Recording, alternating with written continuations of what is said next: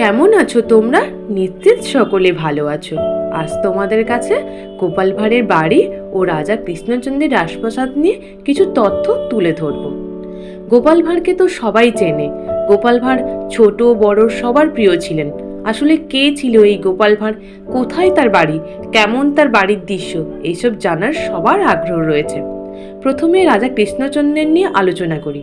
রাজা কৃষ্ণচন্দ্র ছিলেন নদিয়ার মহারাজা। ওনার জন্ম 1710 সালে, মৃত্যু 1782। বাংলার সংস্কৃতি ও বাংলার হিন্দু সমাজে তার ভূমিকা ছিল অবিস্মরণীয়।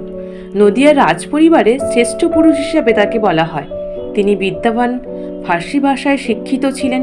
তিনি ছিলেন সঙ্গীত রসিক, এমনকি হাসি খুশি থাকতে পছন্দ করতেন। এই কারণে হাস্যরসিক গোপাল ভাঁড়কে রাজসভা করা হয়। কৃষ্ণচন্দ্র ছিলেন কটুকুশল ব্যক্তি। নবাব সিরাজউদ্দৌলা ইংরেজদের সাথে সংঘাতে লিপ্ত হলে তিনি ইংরেজদের পক্ষ অবলম্বন করেন। যাই হোক, তিনি তার রাজসভার সবাইকে নিয়ে হাসি খুশির মধ্যে থাকতে ভালোবাসতেন। রাজসভার সবচেয়ে হাস্যরসিক ব্যক্তি ছিলেন গোপাল ভাঁড়। চলুন আমরা এবার গোপাল ভাঁড়ের সম্পর্কে কিছু জেনে নিই।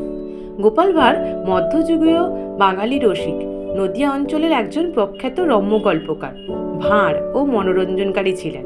তার আসল নাম গোপালচন্দ্র প্রামাণিক। তিনি অষ্টাদশ শতাব্দীতে নদিয়া জেলার প্রখ্যাত রাজা কৃষ্ণচন্দ্রের রাজসভায় নিযুক্ত ছিলেন।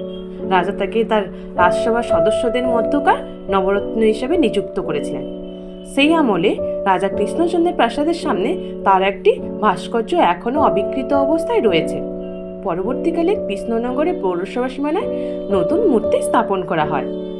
রাজা কৃষ্ণচন্দ্রের কাছে প্রিয় পাত্র ছিলেন গোপাল ভাঁড়। তিনি রাজসভার সবাইকে হাসাতেন, বুদ্ধিমাত্রায় সবাইকে চমকে দিতেন। গোপাল ভাঁড়ের জন্ম সম্পর্কে জানি চলুন।